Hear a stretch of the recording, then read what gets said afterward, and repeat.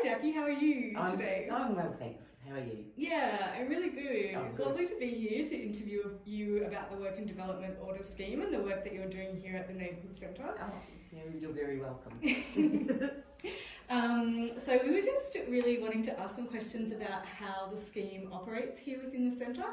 I know that you do offer some activities direct, so volunteering through the Neighbourhood Centre, but you also do something really innovative for the community, which is to manage a lot of the third-party referrals for organisations. Yeah. Can you tell me a little bit about how that works? Yeah, sure. So that's probably the main thing that we do, and how that works is generally maybe a support worker from one of the local community organisations would contact us and say, look, I've got a client, they've got these fines, they're unable to pay them off, you know, how can we go about it? So I will then organise to have an interview with them, and we'll just go through the eligibility and get the necessary documents, and I'll explain about the fact of the timesheets, that's the responsibility of the organisation who's, you know, engaging with the client to fill that in and get it back to me after the 14th of each month, because the reporting starts from the 15th onwards. And yeah, then I contact State Revenue and give them all the information, and then the application goes through, and generally I'll get an email pretty much either straight away or within 24 hours, and then we can start recording the times that the person engages with the activities and apply those activities to their WDO, and like it works out to be $30 for volunteering per Yeah, hour. fantastic. Have you had very many clients clear their fines debt in the time you've been working here?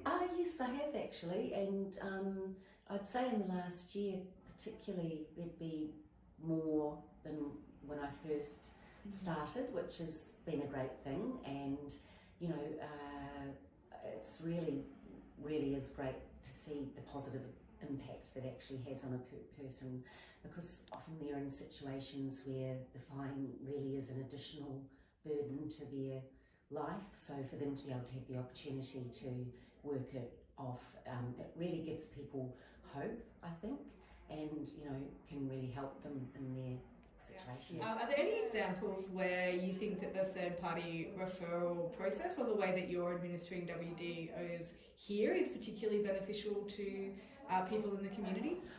Well, I've had a couple of people who have lived further out, so they're in a more isolated situation, and so for them to be able to, you know, have their ongoing relationship with the, say for example, the psychologist that they are presently engaging with, I think is a really simplifies the process for those people and allows them to, you know, benefit from the program. Yep. Yeah. Yeah, fantastic. Yeah. The fact that the program actually offers hope to people in the community, and that it's a really good community initiative, and I think that's something that really plays into the Neighbourhood Centre's, you know, purpose and our values.